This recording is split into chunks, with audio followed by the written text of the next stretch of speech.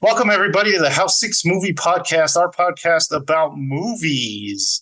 Every 2 weeks, we get together and we talk about two movies that we watched and more movies that we watched alone.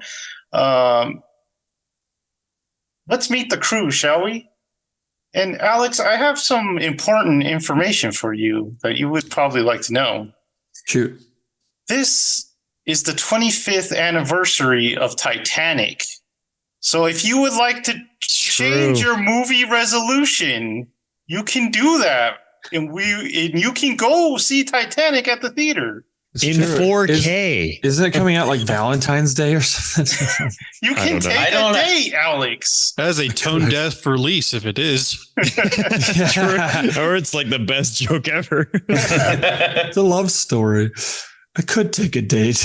That would be funny. Or you can take Jared. Like Jared. All right, and then we have Michael. Michael. Hi. You had a glass eye. What color would you pick for that eye? Oh, it's got to be white, and then I would literally carve a scar down my eye. That's exactly what my answer would have been. Anytime there's character customization, I just mix those two in a weird way. Anytime there's character customization in a game and you can have a different colored eyes, you do that and you put the scar every time. No question. Every time I've been drawing a character lately, I literally always do a split in the eyebrow. I like the eyebrow because of the split. scar. Yeah, that's a good one. I'm doing it with every character with both of their eyebrows. It's just like some ritual for their religion. They just cut the baby's eyebrows when they get born. They grow up with weird split eyebrows. If you're not, you just better be embarrassed and go slash your brain or something. I don't know. All right, Thomas, if you could solve a mystery with any poet, who would that poet be? It would be Edgar Allan Poe. I was going to say, like, as my favorite poet, it would be Edgar Allan Poe. The correct answer was Dr. Seuss. That would be cool. That would get frustrating after the first 5 seconds. Like, stop rhyming. You're rhyming over a dead woman's corpse, sir. No one has ever seen green eggs. And finally, Jared, serious Christian Bale or silly Christian Bale? Who you got? I would have, like, if you asked me 2 days ago, I would have said serious Christian Bale. But I have turned a leaf and I'm liking silly Christian Bale. 100%. Okay, interesting. I like the way he walks. Yeah. I like the way he talks. So that'll be Dang it, we're doing Seuss. That'll be kind of the theme of this episode. We have a serious Christian Bale movie called The Pale Blue Eye, and we have a silly Christian Bale movie called Amsterdam. I just now put together the fact that he's in both of these movies. Michael's not on my detective team. Wow. Technically, Alex and I watched Pale Blue Eye before we decided to do it for this because Babylon was not in theaters anymore. And so that was out of my head. Kind of thought we were doing it because of that, but all right. 2 different roads. So before we get to the movies, we have the coming attractions that don't feature M&Ms anymore. So True. Yep. The first one we got is called Beau is Afraid from Ari Aster. So what do you think of this movie, guys? I'm on board. Looks like a more cheerful, even though it may have a more serious tone, but it seems like a more comedic A24 film, which I found interesting. It reminds some comedy me elements to it. A lot of Everything Everywhere All at Once. Interesting. It reminds me of Walter Mitty. A little bit, yeah. Really? Just like based on his like phobias. Yeah, it's like he's afraid to do everything, so then he has to face those fears and do those things. Jared, thoughts? I am on the fence with Ari Aster, so we'll see. I think Hereditary is the most overrated thing ever, but I like Midsommar, so we'll see. Huh. Interesting. This is a weird movie for that person. Yeah. It's definitely a tone shift. I'll say that for Ari Aster. So Joaquin Phoenix, the silly man himself. Next, we got Shotgun Wedding. So who's ready for this one? Holy cow. Does man. Jennifer Lawrence make Lopez. Sorry. Lopez. Sorry, Jesus. Jennifer Lawrence. We got I'm even wishing it's someone else. Does J-Lo and Jennifer JD. Lopez, has she ever made a good movie? What was that one with her and Ralph Fiennes? Selena. Made in Fiennes. Manhattan, Michael. That one's not Bulls. bad. Never Bulls seen Rush In. Selena. That's a good one. Jared kind of like that Owen Wilson one. I forgot about that one. I didn't see it, but Oh, yeah. man, she just like her movies. I'm like, gosh, this is just for a paycheck, right? Like you just, this is the This movie looks worst bad. idea. It Alex. looks as bad as that Lost Kingdom movie. Yeah. Have you seen a Jennifer Lopez movie? I've seen Made in Manhattan. That's actually a pretty good movie. Good movie. Yeah, that might be it. There's others. Have you seen Gigli with Ben Affleck? What was that one where Say she had to this. like kick some guy's butt? Like she had to train to fight some dude.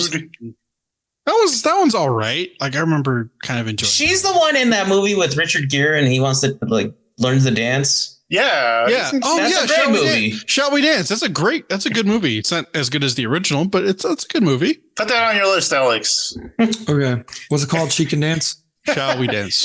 Chicken dance, indeed. Chicken Dance. Dance. Okay, the next one, you know that I'm all for. This one's Marlowe.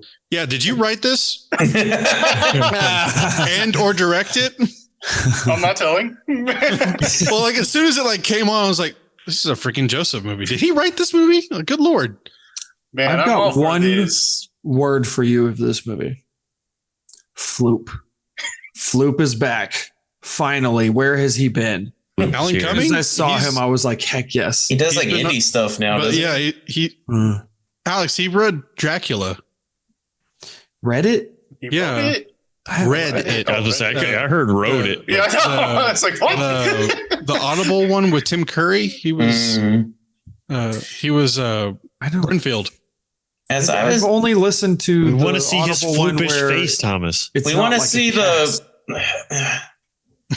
the one thing I was thinking when I was watching this trailer was like, after this movie, I just want him to combine all his movies. I want him to be the Taken character. I want him to have amnesia. I want him to be on start on a train, go into the very cold, drive a truck, and just He got find his them all. airplane. Airplane. He's been on an airplane. Ra's al Final Ghul. Russell Gould. You want to know what I immediately thought when this trailer started, Jared? Hmm. The trailer started and I immediately went, I desperately want a comedy movie where Liam Neeson is an old man out of his mind and he thinks he's doing all this stuff. And like, it's just his family, like his grandkids trying to rustle him on like a family vacation. And he's just going SWAT on a freaking hotel That room or sounds something like that. awesome. That There we does go. sound awesome. How amazing of a movie would that be? There we go. Let's go pitch it. It's like, please. We're give me still like 20 years from that, Michael. that. I know. He's not Are we? quite the Nicolas Cage. No, we're level. not. He's like in his 70s, dude. I don't care. He is living We forever. are reaching that point. I don't care. The man is going to reach the 100. Oh, man. I will make it so. Okay.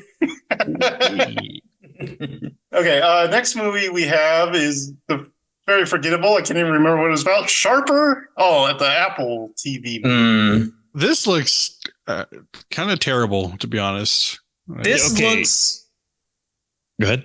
No, you go ahead. You're I ready to say something. I was gonna say, to be fair, the cast I'm all down for, the studio I'm all Yeah. down for, and Mhm. the production company Apple I'm all down for. But Alex and I both said it. That was one of the worst trailers I've seen in a minute, man. For Yeah. like this type of movie, it was and what's with the Ariana Grande like licensed music song going on? It was terrible trailer.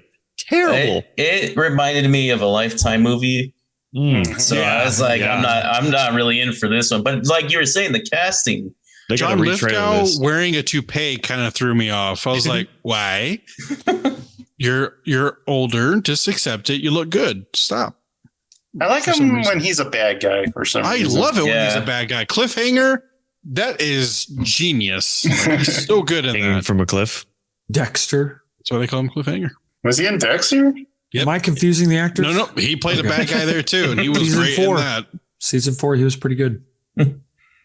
Naughty Sebastian Stan. That's all. Edgy Sebastian I Stan. keep like to forgetting think he of him was as. in that though, because he's like on the sidelines, and then this other kid takes over for the rest of the trailer. I'm just like, or Detective Pikachu kid.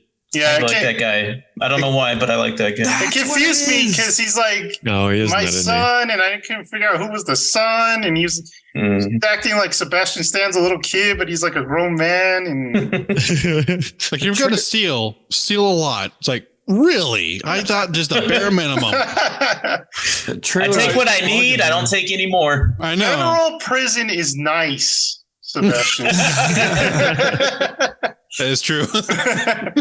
And the last one I thought was pretty interesting. It's Jim Gaffigan in Linoleum. What do you guys This looks like a astronaut farmer mixed with Donnie Darko, and it's like Sebastian, or sorry, and have Jim Gaffigan. Like this looks weird, but I'm also in. Yeah, kind this of is my enjoyable. favorite trailer from this go round. Looks really good. also has a hint of everything must go. Just Yeah, it does. but I don't know. Looks very interesting. And I'm always down for some Kim Wexler, who's in it from Better Call Saul. So Yes, she's great. great. Jared, did you want to say? The only thing I had to say, I love Jimmy Gaffigan, but the one thing I had to say is like this movie feels like it wanted Philip Seymour Hoffman, and they couldn't, so they got Jim Gaffigan. A little bit. He has a son, but he's a little too young. His Would you like to younger play se- an aging man? The boy? his younger self, like one with the mustache, which I don't really see as younger. I kept thinking that was Andy Richter for some reason, like, and not Jim Gaffigan in makeup. I thought it was totally someone else, but I can't think of the name of the actor. But yeah, it The didn't very look like him. first shot, I thought it was Jesse Plemons. Yes, yes. Something Was that who you thought? I think so. Yeah. He does look Todd? like a young Jim Gaffigan. Yeah, but it was only the yes, very that first guy's- shot, and I was like, "Oh yeah, that's Jim Gaffigan." But That should be Todd. Yeah. All right. So that was the trailers. Pretty interesting stuff. Why don't we get into a movie right away? And Michael is going to introduce The Pale Blue Eye from Netflix, starring Christian Bale. Go ahead, Michael. Stealing my facts for my Oh, is that what you're looking breakdown up? for me? I was looking up. I was looking up who directed it. Honestly, well, I know now that Christian Bale's in it because we discussed this at the beginning of the movie. But if we want to know, I would be a little worried if you didn't know that. to be well, I knew he was in it, but I just didn't put together that they do together. But anyway, it's a movie directed by Scott Cooper, who's known for Crazy Heart, Out of the Furnace, who has Christian Bale a few times, Hostiles. Interesting. Hostiles is amazing. Hostiles. I've And seen, yeah. he's Awesome. he's an additional actor in the Mass Effect Legacy edition. Hey. He does a voice in it for some reason. Don't know why. Anyway, so this is now, was this based on a book, a play? Yes. What was this? Okay, a book. Okay. Because it's not actually an Edgar Allan Poe book, but No. for some reason Edgar Allan Poe is in it as a boy at a soldier academy. Anyway, so the movie opens up on Christian Bale, who is kind of a seemingly loner living dude out in the woods, and the guards, the soldiers, the commanders, whatever they are, of a, what's the word I'm looking for there? For like a training camp, I guess training The camp, Military Academy of West military Point. academy. There you go. That's a better way to put it than training camp. We'll go with training camp though. It's West Point. It's just West It's Point. West Point. I know the name. I don't know things. History's not my strong suit. I'm sorry, Thomas. Anyway, so these boys come down from their training camp and they come up to Mr. Christian Bale, who I don't remember what his name was in the movie, and it doesn't really matter because apparently something. he was a well-known detective, some sort of smart boy for the law, and they're trying to convince him to come help them solve the murder of one of their not students but training boys. What would you call it? Cadets. That's the better word for it, Thomas. Anyway, and so right off the bat, you realize that he's a bit reluctant to do it. And you're like, okay, well, there's some weird something. There's a lot of it in this movie that they like hint at, but you don't get any of it till literally the very end of this movie. So you get like hinted at that Christian Bale doesn't like these people, and the whole time you're like, why are they so pissy towards you? Like the head cadet man of all the training boys is real pissed off with Christian Bale, and then Christian Bale's real pissed off with all the whole place, basically, seemingly. Anyway. So they get up there to try and solve the murder of one of these cadets. And it is like a brutal murder where he's hung out in the middle of the woods and seemingly like used for some sort of ritualistic thing.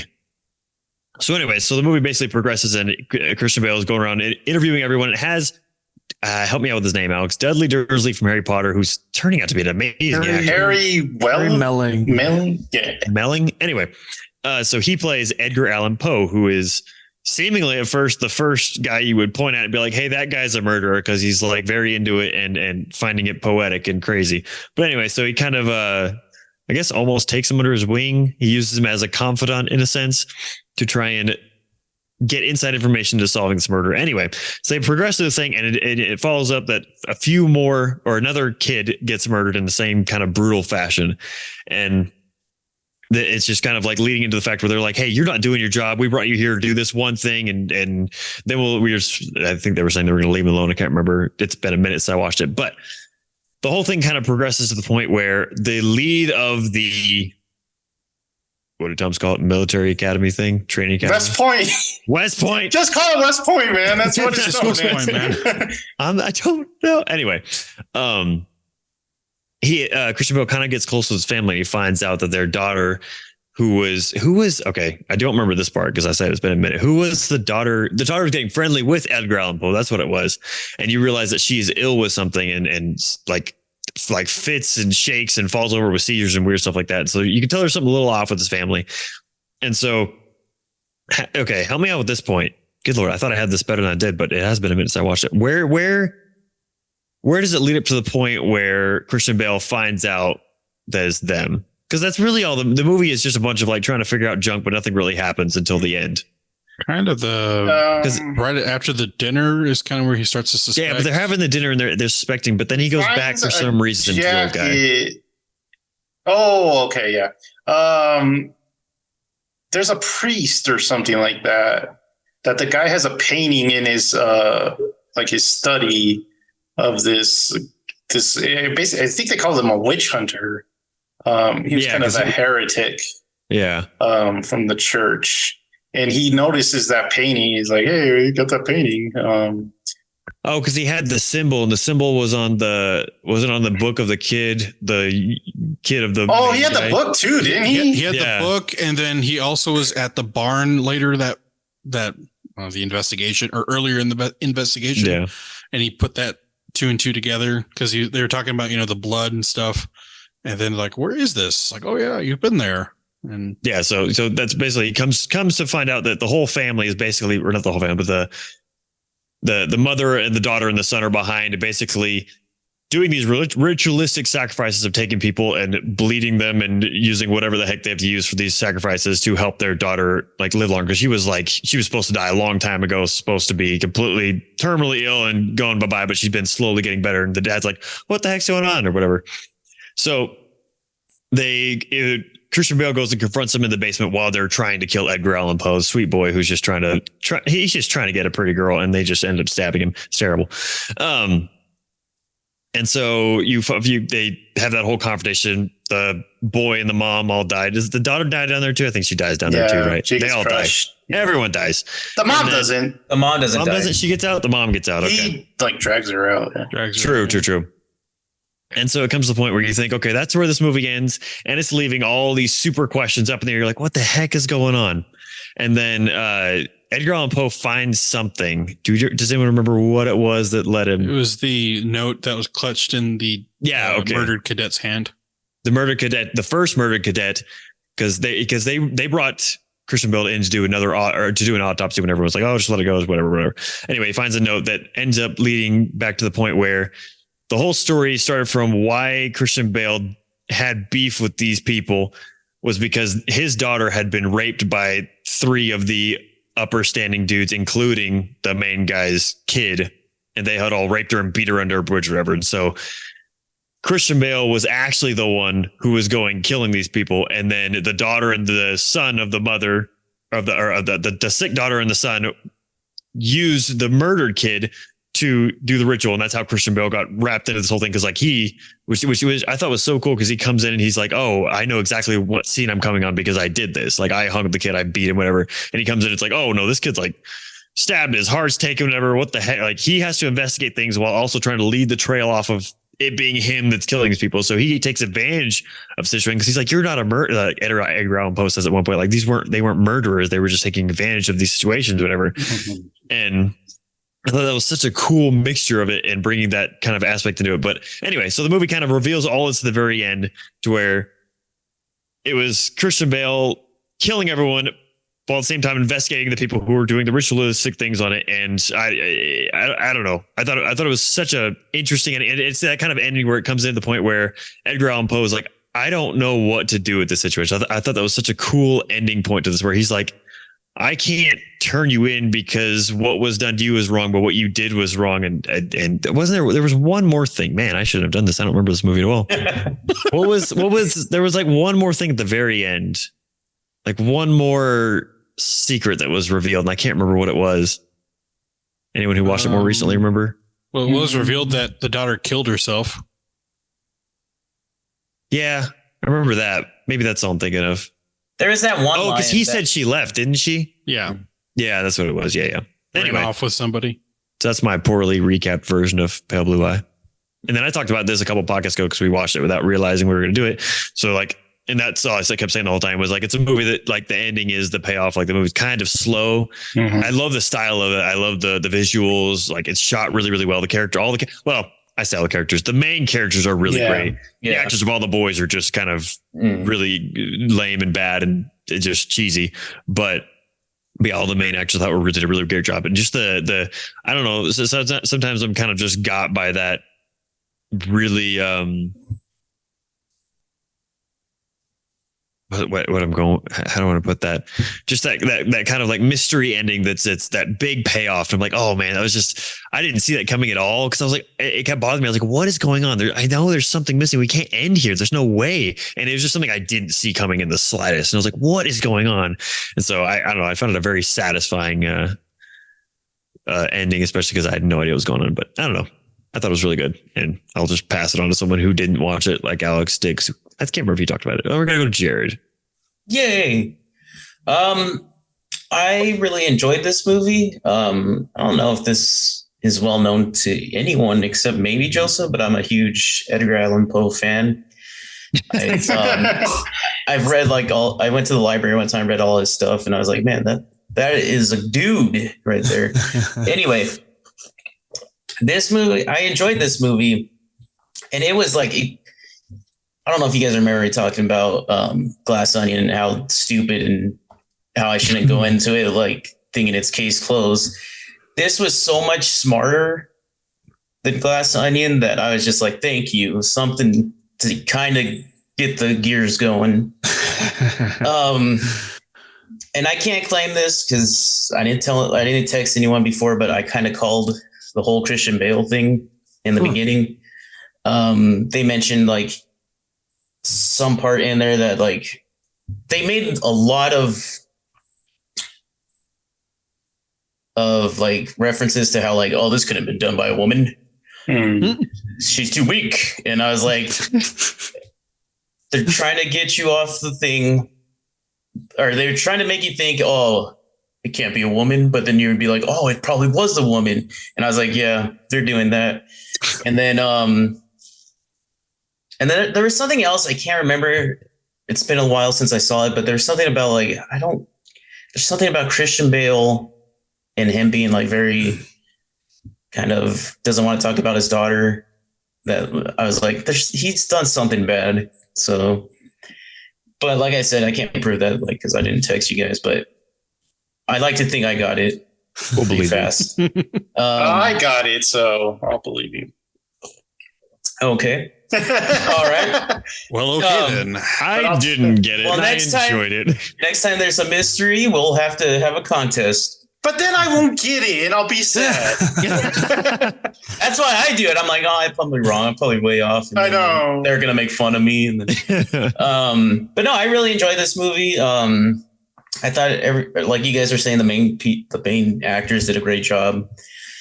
The location and like the shots were great in this, like the snowy terrain and like, I don't know. I just liked it. as a whole, I just liked it. I wasn't I didn't even know um Edgar Allan Poe was like a character in this. I didn't know anything about this going in. And I was like, oh, is that supposed to be Edgar Allan Poe? And then they said it, and I was like, huh, weird. But no, I just really enjoyed this movie. I don't have much to say about it. But yeah, I really liked it. So I'll pass it to Joseph. Okay. You pretty much said everything I was going to say. Why do we even waste time on Glass Onion when there's a movie like this out there? This is just so much better than that, which got a lot more press. But this did good on Netflix. I think it was #1 for 1 week. Like Michael said, the leads, very good. Christian Bale and what was his name? Harry Melling, which I've seen him on a couple things. He was on Queen's Gambit. He was good in that. He was in Devil All the Time as well. Yeah, yeah. Ballad of Buster Scruggs. Haven't seen that. But those two guys are like, those two characters are worth watching in this movie because, like Michael said, the plot's kind of convoluted, and it's not terribly like important or deep. The A plot, I would say, about the family, that part's not the strongest. Mm-hmm. It's all like Michael said, it's all leading up to that end reveal, and it really could just be like a short film. Just cut the end off and just show. I mean, give us a little information about Poe and this guy, and it could have just been a way shorter film. But those two performances I really like. I mean, Poe, he is a fascinating character from history, like Jared said. He died super young. He pretty much invented the mystery genre. He wrote like one of the first detective novels. So he's a real cool guy to focus on. And when I heard this movie was coming out and that was the theme of the movie, I got really excited. It's not a perfect movie. Like Michael said, it's a little slow during the first parts. The family parts are not too interesting, like I said.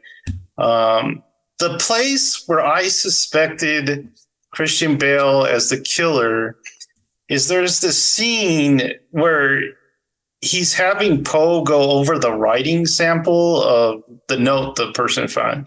And the whole time Christian Bale's kind of like, he's smiling. He's like, yeah, okay. He's just like agreeing with what Poe's saying. And just, he seemed really amused with himself.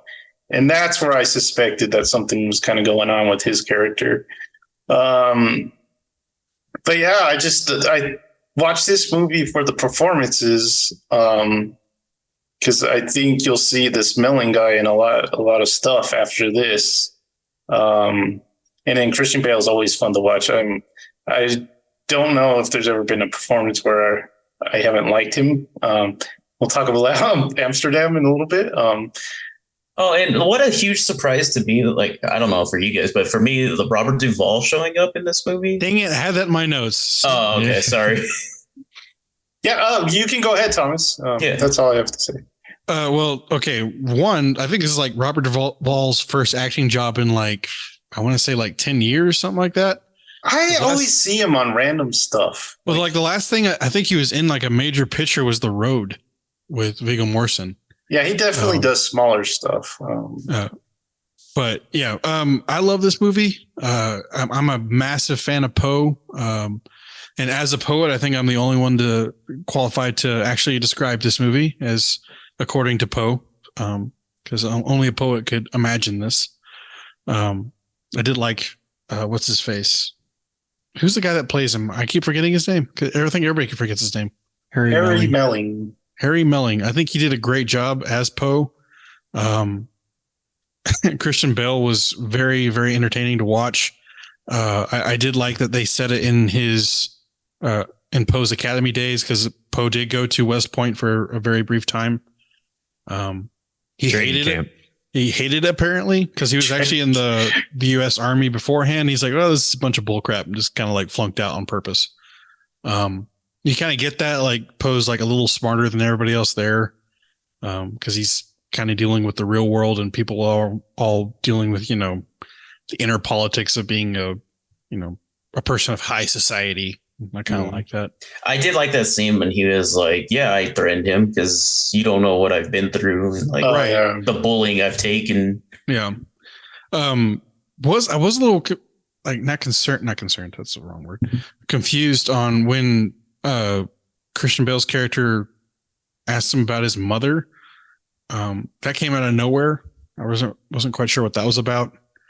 But I loved the twist ending. I thought that was really cool. I didn't really suspect Christian Bale, but they kind of did have something alluding to. I thought Poe was going to be like the bad guy, or not the bad guy, but like the murderer. And that would rewrite history. Yeah. Well, I mean, granted, like when rewriting history, they're talking about his mother. I'm like, Poe's mother's been dead like since he was like a kid. So I don't know what that's about. But yeah, this movie was great. The what do you call it? The atmosphere of Connecticut where they're at was great. It felt freezing, and I felt sorry for those cadets that had to run around in just like the uniform and nothing else. It's like, oh my god, that has to suck. Speaking of like cadets and like Michael's take on like them being like kind of not the best actors, there was one I could not like. He was like, I couldn't understand him. He was talking like real low, like real sheepish, like, and I was like, "Speak up! You're in a military academy. I need to hear you." But yeah, it was a very well put together movie. I can't hear you, Brian. I didn't know it was the same director as Hostiles, and I love Hostiles. That's a great movie. And I think the director kind of understands where to use Bale. Because even like in the middling parts and stuff, like all of Bale's performances or all of Bale's scenes are very, very intriguing. I was never bored with him in there. With the other characters, it was sometimes hit or miss. Like, and random Gillian Anderson shows up at the last second.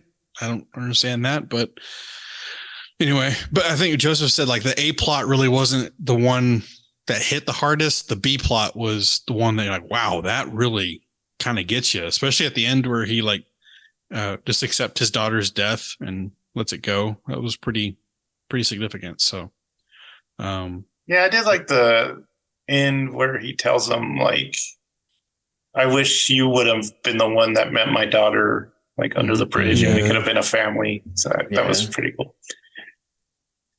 Yeah, Christian Bale did a really good performance in this. Just think about that last scene of him just sitting across from Poe, and he like just like the look on his face of him, like Edgar Allan Poe slowly kind of saying he knew what happened, because he was just kind of like slowly letting it out, and just like that kind of like more and more every time I go back to Christian Bale, you'd see him just kind of accepting where he was sitting and just be like, what's going to happen next? Because he was not going to do anything to him, obviously, but.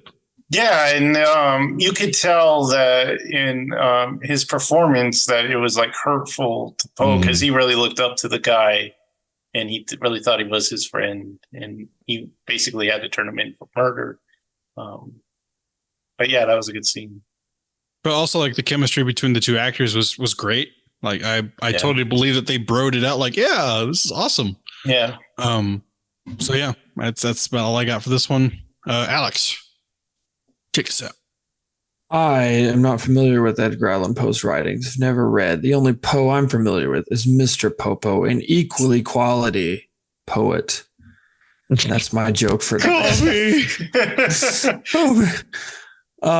We already kind of talked a lot about it. Although I think I'm not good at predicting usually stuff like this at all. I think sometimes I can surprise myself, but most of the time I'm not good at it. I had no clue. Like whenever they showed that it was the family, I was like, oh, this is a resolution already. And then it was kind of like, okay, that was an interesting twist, I guess. But I was like, whatever. And then like Michael said, like that ending was like way cooler than I was expecting. But yeah, I feel like I'm really good at predicting like basic television, like just garbage television. Like we're watching Willow and I'm like saying the lines before they're saying them. I'm like, I got it, man. I got it. Hallmark, Michael? you got it every time, Alex. I do. Like, there's so many shows where I'll say the line before they do because it's predictable. But He's gonna stay in the small town. He's gonna Yeah. take her from the angry businessman. But yeah, when it comes to predicting these more complicated things, I don't usually get it. There's like a few things, not that it's like that complicated, but I totally predicted like The Village back in the day from really early in the movie. And I don't know, things like that. But yeah, most of the time with murder mysteries, I guess I have a hard time following all the threads. And I had no clue that he had to do with it. Outside of that, yeah, I love the performances. I think, man, Christian Bale and Harry Melling are like some of my favorite actors at the moment because like everything I see them in, I'm like, but they're like, they're like kind of like, yeah, I know you guys are talking about Amsterdam, how he's goofy, but like they're kind of just like serious actors where like there's not even remotely a bad line delivered with them. And Harry Melling is so surprising coming from being Dudley Dursley in Harry Potter and then like seeing him in, I think The Ballad of Buster Scruggs was the first thing I saw him in outside of Harry Potter. And He's with Liam Neeson in that with one Liam too. Neeson in that short. And then jump to like Devil All the Time. And then, yeah, like you mentioned, Queen's Gambit. And he's been in so many things lately and looks nothing like Dudley, which he wore like a fat suit in half that show anyway, those movies. Yeah. And anyway, yeah, so fantastic performances by them and good movie. I enjoyed it. Sweet. Do you guys remember him? Do you guys remember he was in the Old Guard? I he saw played the that bad guy, but I don't didn't he? remember. Oh, I don't remember him. Wait, apparently Bad he's guy, you said? is the old girl Yeah. guard that terrible Charlize Theron almost movie? Charlize Theron. Yeah. He was a scientist. I've forcibly Oh, yeah, forgotten you're that right. movie. Yeah, I haven't seen that movie. No. Apparently he's in His Dark Materials, which I've always wanted to watch. Oh, I don't know that. It's with what's his name? Split Boy, James McAvoy. Split oh. Split boy. Split boy! Is that his X-Men name? Split Boy? He was actually a sidekick way back when. So. Split boy. boy. All right, any last words on The Pale Blue Eye? It's watch definitely underrated because everyone's poo-pooing on it. Yeah. I will, What? Anyway, sorry. I will say that based on the brief, like I wanted to see this because I knew it was kind of like based around Edgar Allan Poe, and I love Edgar Allan Poe. But based on what Michael and Alex said last time on our recording, I actually from the recording I went and watched it like immediately afterwards. And I didn't even know we had to watch it for the podcast then. And I was just like, I really want to watch this movie. I'm really glad I did. So No, you're supposed to watch Babylon. I said it on the podcast that we were going to watch Babylon, but unfortunately, Babylon left theaters in where you guys are. after They like still a have week it and a here. half. Yeah, they still have it here. I was going to check it out, but I didn't get a chance. So we'll have to wait for streaming and review it then. If you want to follow us, do that on Instagram.com/Hell6MoviePodcast, Twitter.com/Hell6MoviePod. We are on YouTube at That's Good Stuff. It's our new YouTube channel. Every week, we're going to try to review and go in depth with all the new releases that are coming out on the small screen and big screen. So check us out there. We would appreciate some subscriptions to that. We got a sister podcast called That's Good Anime. Jared, any news on that? The only news we have is that the next episode is going to be about Cowboy Bebop and Persona Agent. Paranoia Agent. I keep doing that. So look forward to that. No one has Persona on the brain more than I do. So Hell6MoviePodcast@gmail.com is also where you can email us for your recommendations and any stuff you would like us to cover. All right, so we have our next movie. Jared, do you want to try and tackle Amsterdam? I'm gonna try. I'm gonna start it off, but this is gonna be rough. Okay, so we watched 2022's Amsterdam, directed by David O. Russell. And what this movie is about is just three bros. They're making like pacts with each other because they're just the best of bros. So we start off with Christian Bale and John David Washington's character, and they're friends, and they get John David Washington gets a job because he's a lawyer. He gets a job from Taylor Swift, and she's like, "My dad died. I don't think it was by natural causes. Can you check it out?" Is that Taylor Swift? Yes. Yep. Oh, I thought that was someone trying to look like Taylor Swift. No, it was the real deal. Okay. So they do an autopsy, and they're like, "We found some poison in his. We found poison in his system. This wasn't natural causes." They go to tell Taylor Swift of the results, and she gets thrown in front of a car. I was like, "Whoa!" Did they just do that to Taylor Swift? That was in front of a truck, man. And it wasn't like shot away, like No. not just their reaction. Yeah. Oh, it's just You saw the whole rollover. It's like, she was under that truck. yeah. And then I like, "Christian Bale, are you all right?" But the guy who actually pushed her in front of the vehicle accused the two friends, and so everyone's like, "Yeah, I think they did do it. I'm going to trust this guy," even though the two are saying they did it. So you're like, "What did the two?" Anyway, so they're getting chased by the cops, and then it like flashes back to Amsterdam when they're actually there.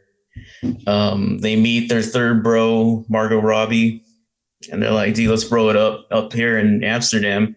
You actually get more of like how they met in the war and like how they became friends. But we're gonna go forward. I don't want to get into that. Keep pushing through. Keep pushing through. So they meet their third bro.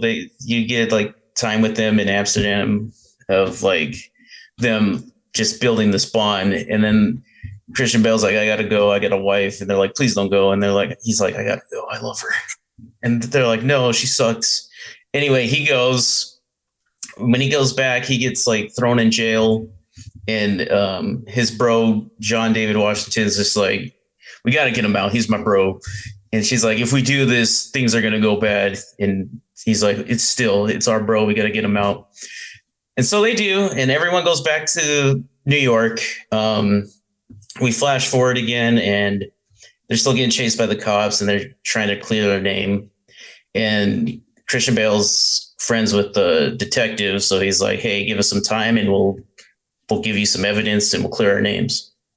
And he's like, "Cool, yeah, that sounds legit." And then there's like this detective with him, and he's like a little jerk, and everyone calls him Flatfoot because he's got flat feet and he didn't go to the war. And like no one likes him, not even the audience. He's terrible. But anyway, what happens after this? They're trying to clear the name, so they figure out how to. Oh, they go back to Margot Robbie's family, I guess, lives there. They didn't know that. I don't remember how, but they need to go back to Margot Robbie's family to meet Dr. Robot, and because he's very high up in society, so he knows people. Yeah, he's supposed to get them in with the general guy, right? Yes. Yeah. So he gets them a meeting with the general, Robert De Niro. They go to meet him. His wife's like, "Get out of here, you drunks!" And she's like, "I'm not drunk, I'm sick." And she's like, "I don't care, get out of here." But then she's like, "Oh, my mistake. You can come in and meet the general." They meet him. They tell him like, "Hey, we met you twice before, once in the war, once in Washington for a rally." And he's like, "Cool, dude." And then there's like this weird dude in the bottom of the stairs trying to convince him to do the speech for this unknown organization. And he's like, "I'm not going to take money from something I don't know, and you're not telling me." But then they find out that because they get rough, Margot Robbie and John David Washington get roughed up by this organization, in which you come to find out is like what are they called? The something five? The 5 men or whatever. Yeah. It's something of five. The Jesus Christ. What is it? Law of Anyway, five? Not of them. Not of him. Committee of the Five. Committee of the Five. Committee of the five.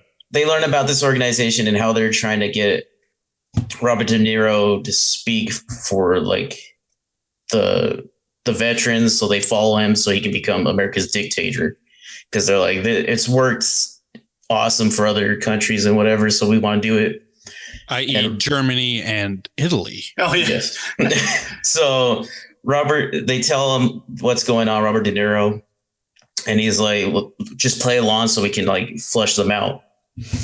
And they agree to this plan, and they go to this event for veterans, like to honor them and honor their the general that just died, Taylor Swift's dad. And during their they find out that the Committee of Five, one of the members is Margot Robbie's brother, and how they're just trying to start a dictatorship in America to get Robert De Niro as the dictator. They foil their plans during that event. And I'm going to need help at the end. They foil their plans. No one, I don't know. Can you guys help me at the end? So they're at the reunion. Someone tries to assassinate the general. They stop that. There's a big fight between the veterans, and for some reason these Germans are there. I don't know. Just there. Yeah, for some reason there's like these brown shirts that just like randomly showed up. It's like, what the heck? They're about to have a dance battle. Yeah, so they do the West Side fight, and they corner Robot Man and his wife backstage, and they kind of go through what everything was about. Margot Robbie dreams about shooting him in the face. Yeah. And basically it ends there. They take him. Michael Shannon is like an agent, FBI, CIA. I can't remember what he's in. He is He's a Treasury. boat salesman or something. Yeah. Oh, Treasury. Department of Treasury. And Mike Myers is there, MI6. yeah, or Mike Myers. So they're there. I loved him in that, by the way. They take the bad guys away. And then Margot Robbie and Denzel Washington's son, they decide they want to go back to Amsterdam because they can't marry in America because at the time it's not allowed. But then they're like, you can't go to Amsterdam. There's stuff going down there. Well, he's like, that's We'll send where you the somewhere Gestapo safer. will pick you up. It's like, what's the Gestapo? It's like, you don't want to know. So they send him to another location that we don't know. Christian Bale stays because he's sweet on Zoe Saldana. Who wouldn't be? Yeah, I was going to say. Really? She's one of the highest earning actresses of all time now. So, but yeah, so that's the movie. Jerry, what did you think of the movie? Okay, so thank you for helping me at the end. I know that was crazy and like a bad summary, but I actually really like this movie. Christian Bale was really great in this. More on Joseph's topic or point. Christian Bale, I don't think has ever done a bad thing, a bad role. He just like comes at every role with like he comes at it with his full ability. He doesn't like just phone it in. From what I've seen, I don't know. There might be one where he's just like. I mean, even Gore, which is a terrible movie, when he was Gore the God Butcher, you could still tell he was trying. Yeah, Yeah, it was the best part of that movie. but in this he was great. I liked his silly Christian Bale. Like I liked Pale Blue Eye, but it was just like it was refreshing seeing him like that. I don't really see him that much like that, except for Ford versus Ferrari, which I really liked him in. Mm-hmm. And he was sillier in that. And I was like, man, I like me some silly Christian Bale. He's very charming in this. Yes.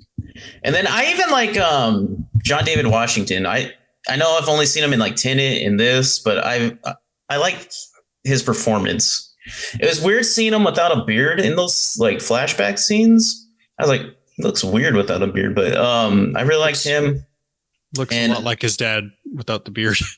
And I actually like Margot Robbie. I don't tend to like her that much. Yeah. Like she's really, I guess just Harley Quinn has really just like put a bad taste in my mouth, but she was really good in this. I liked her in this. I even liked Robert De Niro in this. He was really cool in this. But talk about a movie where you like, holy crap, that guy. It was just like nonstop actors. And for the longest time, I was like, is that Mike Myers? Like, Yeah, I know. and then I was like, man, I hope he says some like Austin Powers quotes or something. I just loved their. You're like, their, is that the guy from Jurassic Park 3? I loved both of their like pseudo like jobs that they had that they kept saying, "Oh no, we're here to sell boats and stuff" or whatever like they were doing. Yeah. And they were like birders. The only person who kind of felt out of place was Chris Rock because he was acting like he would act now, but back then. But I still liked him in it, and like even like I'm looking at the list now, I had no idea Timothy Olyphant was in this. Mm-hmm. He played the assassin dude. Yeah, I was like, I didn't know that either. and that actor does that every time because he was like in another movie where I was like, "Holy, that was him!" But and then Michael Shannon shows up. oh, and I was like, "Oh, heck yeah!" I really like him as an actor. But yeah, this movie, I know it hasn't been getting like the highest ratings, but I was never bored, and it kept me entertained the whole time. I thought it was just fun. It was like the actors were just having fun on set, kind of like they weren't taking it seriously. The material wasn't that serious, and it was just like kind of like, let's just have fun with this. So I really enjoyed it. Let's see what Thomas has to say about it. So yeah, I really like this movie. I think kind of what Jared was talking about was the plot itself isn't great, but the performances and like just the fun that the characters have is very infectious. Like when they're in Amsterdam, it was just a pleasant, they just seemed like they were having a good time, and I liked that. Mike Myers doing that sand dance or whatever. Oh, the sand dance! Yeah. Oh my god, that was hilarious. That was good. In that onesie bathing suit, which was hilarious. I think part of it too is kind of something I liked about it was like, yeah, the plot's not that great. It's kind of absurd. But then when you think about like the actual history of like how World War II like kind of came into being, it was kind of absurd that this was happening again. And even Christian Bale's like, what do you mean another war? Like we just had That was the war to end all wars. Yeah. I was like, what do you mean? And you guys were talking about how like the B plot was the main focus of Pale Blue Eye. This was like Z plot with the. Yeah. I was like, I love this bird plot. Well, they like kept like introducing another plot every single time they would go see somebody, and then like another random actor would show up. It was like, hi, Anya. How do you say her name? Anya Joy. Anna Joy Taylor. Yeah. Oh, like, hello. Anya, sorry, I didn't know you were in this. And then like Robert De Niro shows up, and you're just like, what? And then it's very enjoyable. Christian Bale was hilarious. He kind of looked like Albert Einstein with the hair, which I think is kind of what they're going for because he's part Jewish. And it was very fun. Like I wasn't a huge fan of the close-up shots that they're doing, like the weird like angles, but I kind of got over that when like the dialogue was happening. So I just really enjoyed it. And I think Jared puts like, I think the actors were just having fun, like really, because there's part of it too is maybe people kept showing up. They're like, oh yeah, I worked with him so-and-so before. Like, hey, how you doing? That kind of stuff. And that's what the characters were kind of doing as well. Like, oh my God, I haven't seen you since Amsterdam. And I did like Robert Duvall just like shouting at the guy, or not Robert Duvall, Robert De Niro shouting at the guy who's shooting at him. He's like, Yeah. Person shooting up there's a coward. I don't really care. Come down and face me like Come down. It's like, come I've down. been and shot face at it me. like a million times. I don't give a. And Christian Bale's like, I did like when Rami Malek gives him those eye drops and he's like talking. He's like, Oh, yeah. wow, that's very Days fast. of What words. is that? But man. I did like part of it too is that it was very historically authentic, not exactly accurate, but it felt like that. And I did like the Christian Bale's character was, he was a veteran. He's very proud of it. And he tries to connect with other veterans and he tries to represent them in a way that's very positive, including like doing experimental medicines and stuff like that. Like, cause a lot of those guys were dealing with PTSD and they really didn't know what that was about until like the Vietnam era, but he was kind of dealing with that. And same thing with, I remember the King's Speech. It's the same kind of like alternative medicine where they're generally trying to help the patient recover, not just like, well, here's what's wrong with you and this is going to fix you. It's like, oh, this isn't a fix. This is like going to help you be better. And it's a very charming movie. I'm trying to think of anything else that I really liked about it. Oh, I didn't know this was a David O. Russell movie. Like, I think this guy's kind of like Paul Schrader. Like, you don't know what this guy's going to direct next. Like, because this is the same guy that did Silver Linings Playbook, which I think is one of the just best feel-good movies that there is, with also understanding of like mental illness. And I mean, he also did The Fighter, which is a really good boxing movie too. And Three Kings. That's a good movie too. But yeah, I really enjoyed this, not so much for the plot, but just for just the chemistry between all the actors, the billion of them that there are in here. So, let's go to Michael. Slow motion. Speaking of slow motion, I'm going to pause real fast because I normally don't listen to the podcast I'm not on. I'll listen to the ones to catch up, whatever's going on.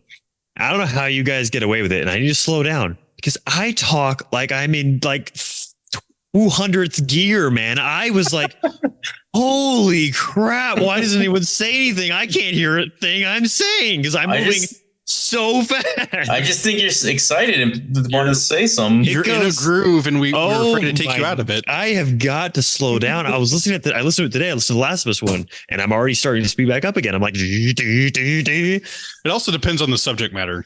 So that's true. And we do need someone that talks fast. Yeah, you gotta have difference. But I'm going to try to be a little more coherent and just a couple gears down. And so to shift gears to the actual movie we're talking about is another one where I'm going to go with Pale Blue Eye, and it's definitely underrated in my opinion.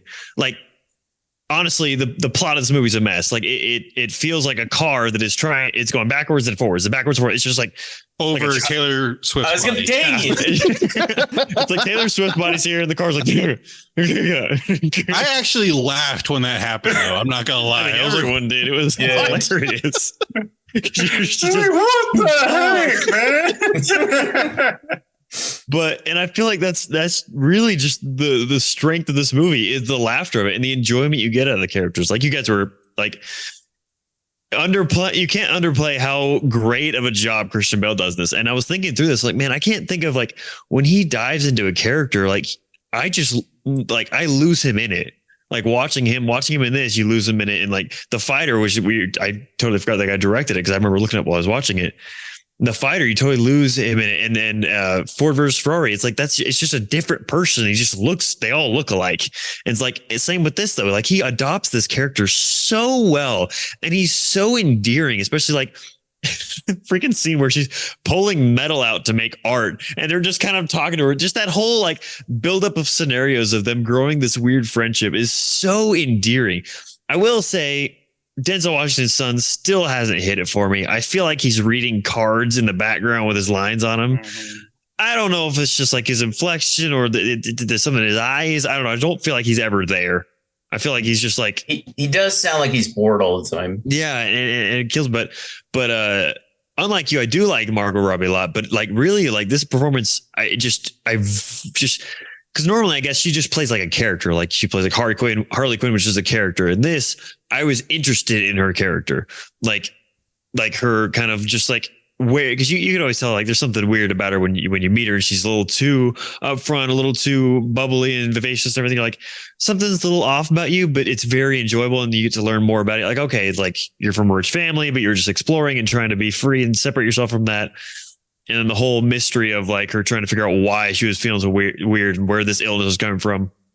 I don't know. It played out really well, I thought, for her character, and I thought she did a great job playing it. And then like you guys were, I don't want to beat the dead horse, but like all the different scenarios with all the different cameos of things, like it hit me. I was like I landed on it, and I was like, that is Mike Myers.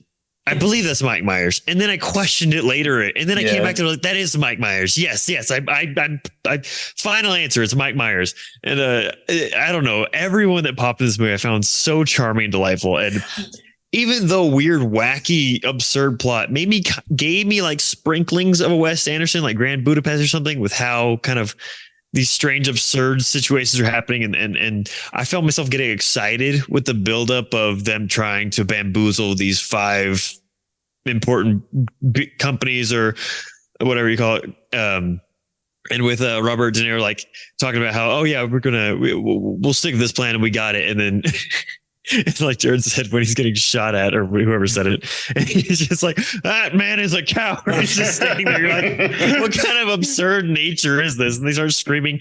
I don't know. It has such weird sprinklings of that kind of quirky humor throughout the whole movie that I love so much.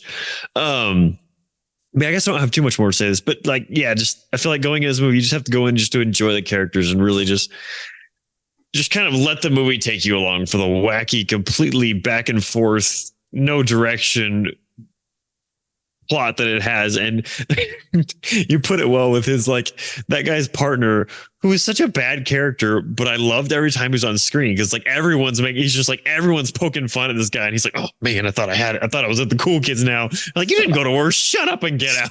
I like when he breaks the vase and they're like, what is wrong with you? This could be evidence. No, it's not. The flat arch is out of here. But yeah, I did feel like it had a really fun, like the whole time. I'm sure, like, in a sense of, one, what am I watching? And 2, what is happening in what I'm watching? The whole time I was like, what is going on? Like, I want to know the plot, but I'm not really invested, but I really enjoy the characters, but I just want to know what the heck is happening. So I don't know. I thought it was a very fun watch, and underrated to what people are really poo-pooing this movie, like real poo-pooing. So I think it's a fun watch, really fun one. Good, great characters. Christian Bale definitely steals the cake though, man. Holy cow, he's great. I do like his drug, monologues, where it just like focuses on him and like keeps turning. He's like, this is really hitting me right now. Wow. But I love throughout the whole movie, they just keep playing up that he's trying something. I was like, oh, it's not going to last. And he goes down randomly, and you're like, holy cow. And then it's also at the same time very heartbreaking with him and his wife, because like he wants so badly. He's like, but this is what we have. And then finally, whenever he stands it, he's like, no, I'm not going with you. And you're like, you just want to like cheer from the back. You're like, you go, man. I don't know. I found it just a satisfying, fun movie. So we'll let Joseph close out this one. Yeah, people are poo-pooing on it because it's a terrible movie, but I still enjoy it. Like you guys said, every new actor that comes in, you go, oh, hey, it's him, and he's quirky. And even like Rami Malek, who's kind of like hit and miss all the time. He's just this creepy guy that's like, so dude, like Joy Taylor's like lust after Robert De Niro. That was uncomfortable, and I like everybody's reaction, like, okay, she needs to stop. It's so funny.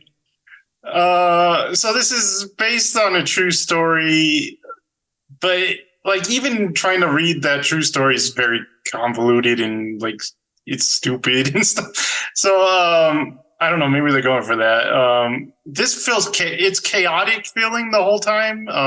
If you do try to focus on the plot, after a while, I just had to make the decision. It's like, I'm tuning out. I'm just going to watch the performances. I'm just going to watch Christian Bale in his awesome like New Yorker accent, because I really liked his accent in this. And like Jared said, the 3 main characters are great. I've never liked Margot Robbie before until this movie. Like him, I'm tired of Harley Quinn. Just don't want to see Harley Quinn anymore. But in this, she's good. They're singing French with her. She's quirky. She's making art out of shrapnel. I love that scene where Robert Jones like, "What song did you guys sing?" They're like slowly trying to figure it out. And they're like, "Is that one?" It's like, "Nope. I'll let you know when it is the right one." Well, even like the reveal too of like the song, they're like, yeah, it's a nonsense song. That was the point of it. It doesn't make sense in French. So you really get a sense of camaraderie between those guys because she was a nurse in the war and they were injured, and she kind of takes care of them, and I thought that was cool. Someone pointed out, and I'm kind of feeling this way too, is I'm kind of tired of flashbacks in movies, because they kind of like derail the momentum. And this one definitely suffers from that. It's like, why didn't you just start with their war experience and then go on? Because it's just so jarring how they stop the movie and then do the flashback. It was kind of like Glass Onion too. They do that too to info dump, and I hated that scene too. It was very jarring in that. Like it felt like they were starting another movie. It's like, oh, let's explain it for the dummies. So I don't like that, and I'm seeing that I don't like flashbacks, even though there's a lot of examples of good flashbacks. It's just I don't think there's directors that can handle it or writers that can handle it. But yeah, if you want to watch a bunch of like big names and actors that you can pick out, you can watch this movie. You'll be entertained. I don't think it's a good movie, but I don't think it's a movie that you'd be bored at or you would be like angry at. It's just a movie. If you don't focus on anything and just like take in the performances, you'll have a good time at this movie. I didn't enjoy the scene that Thomas brought up where he was on drugs and he's like listening to the end of them like figuring out everything happened. That scene made me sick. Just because I don't know, because I felt like him, like my head was like spinning, and they're like talking about this weird stuff, and I'm just he's like, I've been shot, I'm exhausted. If it wasn't for these eye drops, I'd be on the floor right now. Yeah, so I kind of felt like Christian Bale in that scene. Maybe that's good directing or good writing. But yeah, it's just a terrible plot. Just the bad plot, and a bad. You kind of want your audience to follow you on this journey of your movie, and you just can't do that with this movie. It's just not built for that. But yeah, that's all I have to say. It's just, if you want to see a lot of stars, just stream it. I mean, I'm glad I didn't go to the theater for this one. Mm-hmm. So I would recommend just streaming this one. All right. This segment felt very chaotic because we have Jared scolding the cat, Thomas leaving, Alex studying for finals or something. I don't know. But do we have any last words on Amsterdam? Nope. Unromp. Unromp. Okay. Great. Now I know it's not for romp. Taylor Swift though. Nope. I think Alex got that far at least in it. Mm-hmm. He doesn't know. Alex, since you were gone, we're going to let you start off with your watch list. So did you watch anything this time? I was supposed to say, did you? Oh, yeah. I did. I'm trying to remember if I've watched more than this, but Michael turned on The Mummy one night, and man, they don't make movies like this anymore, and they should, because this movie is very fun. The whole movie, I'm like, this is literally just Uncharted. Like, this entire movie is just Uncharted. It's like charming characters with, mysterious treasure and adventure. And it was fantastic. There's one line from one of the freaking oh my God, villain Egyptian generals or whatever he is. He's the head researcher for the American crew that's going there. That are trying to beat him to the treasure. Okay, but anyway, what is the line though? Remind me what it is. He was like they were looking over there and they were talking about the competition, or he's like, there's no chance they'll beat us, something like that. They're led by a woman or something like that. I can't remember exactly the wording, but or is it a librarian? No, he says a librarian, but he says a woman, but I can't remember what the line leading up to that is. He says something like women can't do anything, or I don't know. It was just like, oh man, but man, we were cracking up during that. Man, scene. I love that movie. That's one of my favorite movies. Gotta be one of the best lines of those, like, O'Connell, we got all the horses. Hey Benny, you're on the wrong side of the river. That's so good. That guy, I didn't actually look into it, but that O'Connell or no, whatever the little Weasley guy. Benny. Yeah, is he the voice of the bat on Anastasia, Bardock? Because he sounds just like him. Let me look it up. But I'll look it up. You talk. okay, yeah, but there's not much to say other than, man, it was just so delightful. I mean, the mummy himself is very cheesy. Like, I remember when I first saw it, like I watched it at a friend's house down the street, and I had to have been like somewhere between like 5 and 7, and I guess, and I was horrified. That movie horrified me. It was just in the living room, and where everyone was watching it as a group, and I was like, how am I the only one freaking out right now? But the Beatles used to bother me. yeah, It's like, now they just look like it's just like a warp effect. Yeah. It's like, I don't want things in my skin. Thank you. Yeah. I don't. Yeah, they're so creepy, but yeah, but the mummy guy, he's just cheesy. Like, he's very not intimidating. He's hilarious. He's got a very silly face. Yeah, and obviously a lot of the effects don't hold up whenever like his face is in the sand and doing stuff. And I was like, why do that? Like, you make a whole haboob fly after him, but then you have your face with an open mouth. Like, that's so silly, mummy man. And for our listeners, that is what that is called, by the way. Yeah. Haboob. Haboob. Yes. I lived in Phoenix and we got them there. So yeah. We live in Lubbock.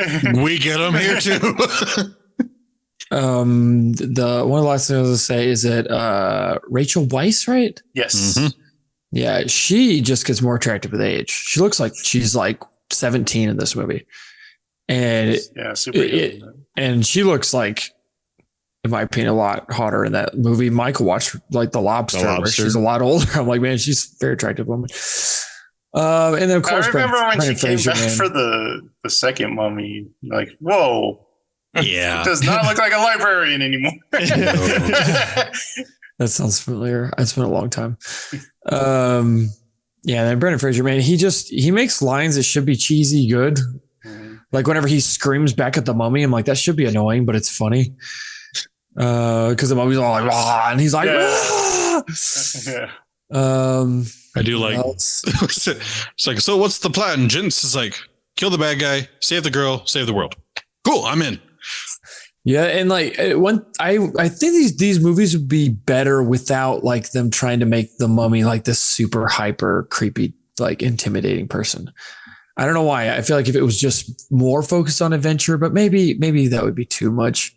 Whatever. I like the part with the old British pilot. Yeah. That they have to like sober up to fly, and then he like dies all happy. I love that. That shot, speaking of whenever they convince him to go do it, I mean, convince, not that it was hard. He has that like umbrella just in the middle of like the desert sitting on like a hill. And that shot is like astonishing. Like it's like a side view, and he's like in his like gear with like a flowing cloak and stuff. I'm like, this looks so dope. Yeah. So great movie. Yeah, one of my favorite movies, but the second one's one of my least favorite movies. So it's not that bad. It's bad, man. It's bad. I don't remember it at all. I don't mind because it's Rachel Weisz in that Egyptian outfit, and I do not care. Oh, I forgot about that. Right? It does. Yeah, no, I'll get into that. What did I say? Who did I say that her brother reminded me of, Michael? I don't know. The guy that had the prison warden sounds exactly like Charlie Day, though. Yeah, he does. Almost exactly. I was like, what the heck? What happened? Man, or maybe I said that he sounded like someone. Oh, he sounds like Ewan McGregor. Her brother sounds just like Ewan McGregor. It's crazy. Well, they're both Scottish. Yeah. Did you look up if that was a Bardock, Michael? It's not him. Guy from Bardock is from the Godzilla with Matthew Broderick. He's the like news guy. That's Bardock. Oh, Speaking of great movies. Anyway, Azaria or whatever his name is. Hank I don't Azaria? remember. Yeah, Hank Yeah. That's Oh, him. the camera guy. Yeah. Yeah. Okay. I think that's the only thing I watched. So I'm going to throw it to Michael. Yeah. Well, yeah, I turned this on after the second movie that I watched, but I'll start with the third movie that I watched. I'm so confused. I can't focus.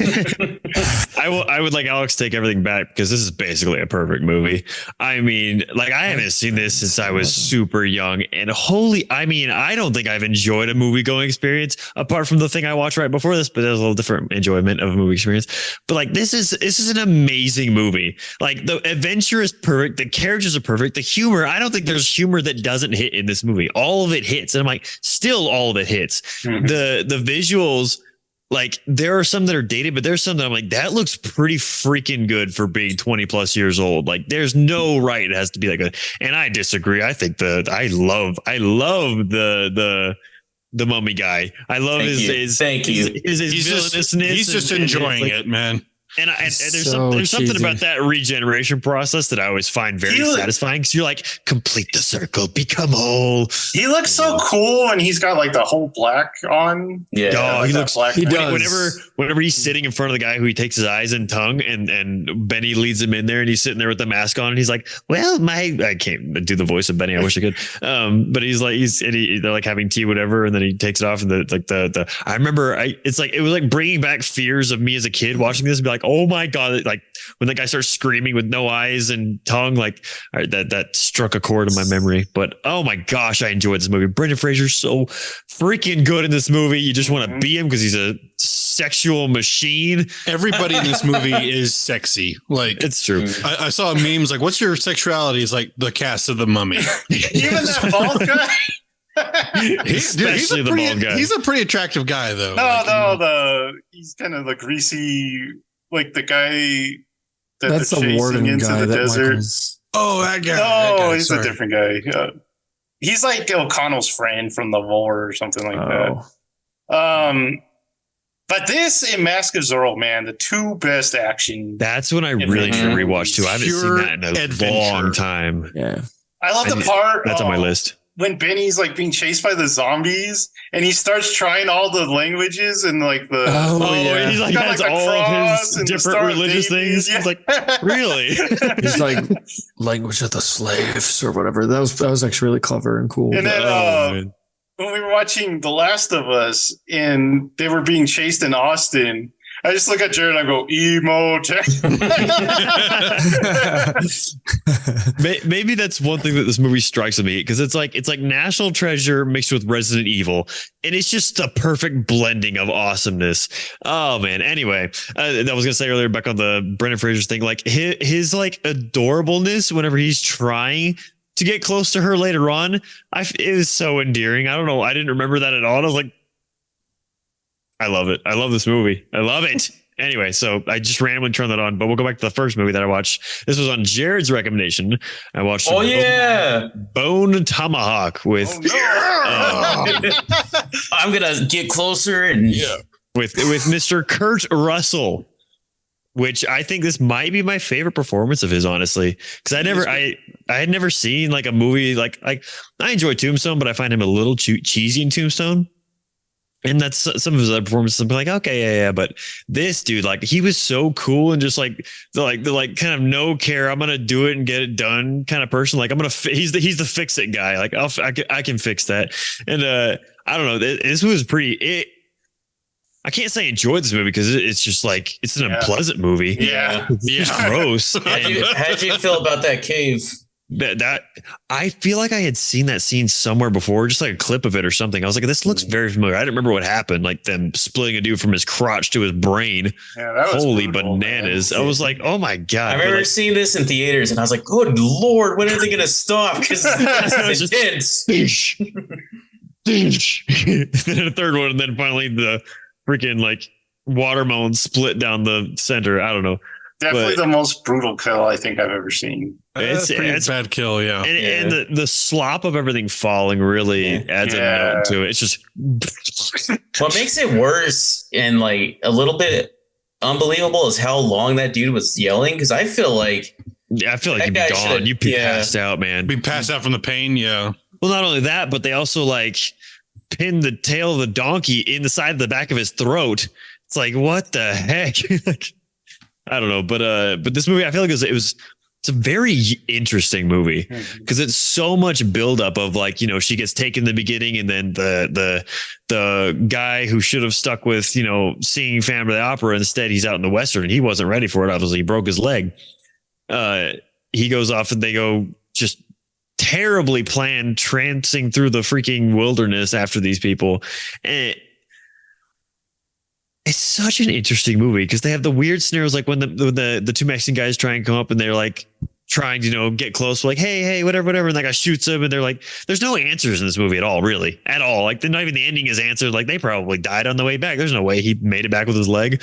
But then like, Kurt Russell says after the fact of him shooting the Mexicans and they yelled at him everything, he's like, well, we don't really know what would have happened there. Like, I don't know. There's just no, this is just it's a very, I guess, kind of realistic of the time Western, because probably what the heck it was like whenever you run into something that crazy, and that it's like the monsters of the time. It's like that sense of like whenever in monster movies turns out being the humans, but they're really just monsters. And that's just kind of like that Western sense of the monsters were these cannibals. And it's like, holy cow. I don't know. It was a crazy movie. Very crazy. I just love the mixture of like the modern Western with the kind of horror element. Yeah. Yeah, It's definitely. a good movie, but I don't want to see Oh, I never want to watch that again. No. Well, I think I'm good. I think one of my favorite characters is like Matthew Fox's character, the guy in white.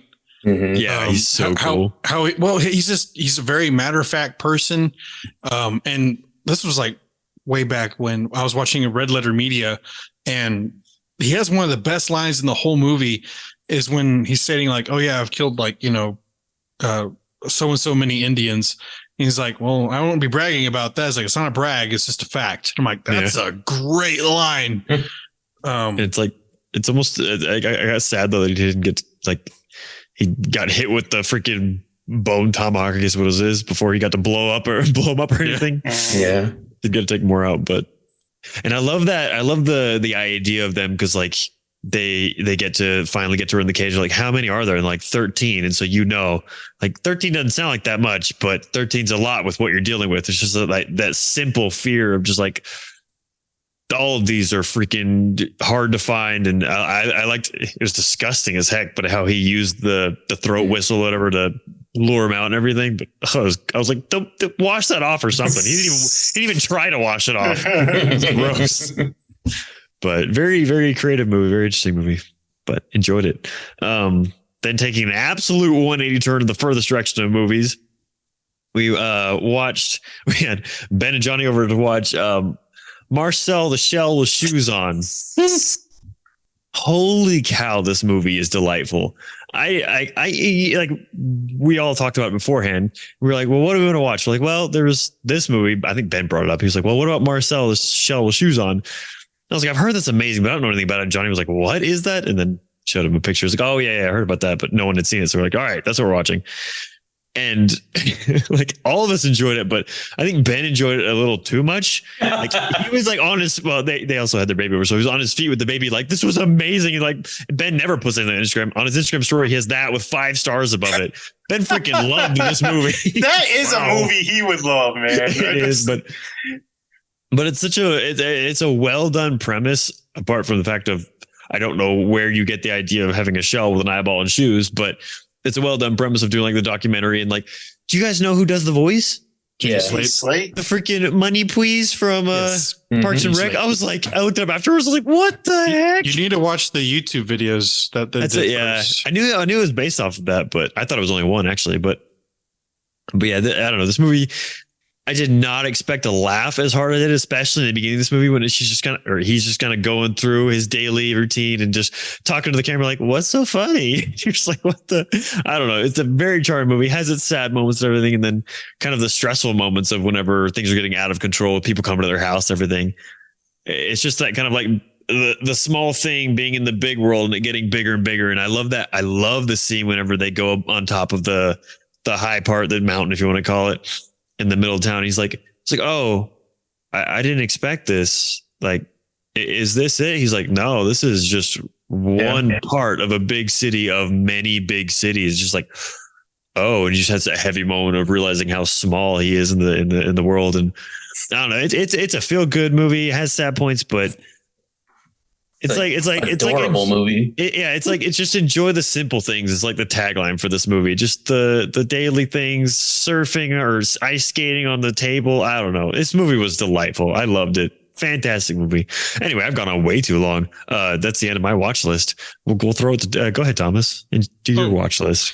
All right. Pale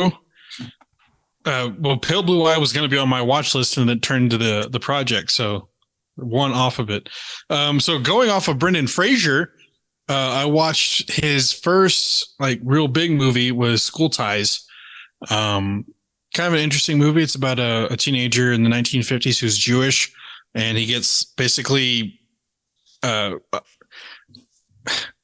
what's the drafted, I guess? Is that the appropriate thing, as a ringer for this really uppity like preparatory school. And he has to kind of hide the fact that he's Jewish because there's a lot of racial prejudice against, anybody who's not in that strata. Very good. Matt Damon is a jerk in this movie, and yeah, it's very good though. And Ben Affleck was in it. I think randomly, Matt Damon got him the job, but that's pretty good. I really enjoyed it. Solid performance from Frazier, his like Frazier as his first go out. Next one I watched was Moon with Sam Rockwell. Just kind of a rewatch of that. I almost recommended that to Michael before Bone Tomahawk, but then I was like, he needs to watch that. He needs to watch Bone Tomahawk. And he needs to watch Moon too, because that's kind of like when I started to start paying attention to Sam Rockwell besides Hitchhikers. So then we saw him in Hitchhikers, like, oh, he's great. And then we saw him in Moon, and it's like, wow, he's really good. Really good sci-fi movie. I don't really want to give anything away because it's all story. So next one I watched was, I borrowed this movie from Jared. I kind of wanted to watch this beforehand, but he bought it. I was like, oh, can I borrow that? Have you seen it before? I hadn't. Oh, okay, sweet. Same guy as Hero and House of Flying Daggers. I will say not as good as Hero. I don't really know what to think about House of Flying Daggers because I like half of that movie and the rest of it I don't like. This one was very interesting. What was it called? Shadow. Sorry, I forgot to say the name of the movie. It's about these. It's kind of a convoluted plot, but it's about this guy who it's in ancient China, one of the dynasties. I forgot which one. But this king is basically very weak politically, and he has like this commander who has a political agenda, but he's wounded from a battle. So he takes like a doppelganger and trains him how to defeat the person that wounded him and basically undermine the king. Anyway, I don't want to get all into it, but it was very interesting. It's about like combining yin and yang and masculine, feminine traits to become a better fighter. Dude, that one scene with the freaking umbrellas going down the hill, that was weird and awesome at the same time. Yeah. I was like, what is going on? And they're like, oh yeah, it's our special technique. I'm like, what? I think it's like Thomas, the plot I don't really care about. It's kind of like The Man in the Iron Mask, but Kung Fu or something like that. But yeah, the camera work and just like the way it looks is amazing. Dude, and like the fighting's great. This guy has like an eye for beautiful cinematography. Like just the flowing motion of like all the fight scenes are it's gorgeous. Like Hero is one of my favorite Kung Fu, or I don't know how you say it, Wing Chun movies. I think that one's almost a perfect movie because like, I don't know, philosophy level and action level, it just fits. And there's a lot of the same elements here. It's just the plot wasn't the best. But the fighting's cool. And yeah, it was a very enjoyable watch. And then I watched The Gate of Hell, which is a Japanese movie that I got on Criterion Collection. It's the first Japanese movie officially in color. This is like from 1930. This is before World War II started. This is like 1936, I think. Very interesting. Really short, but this is about this.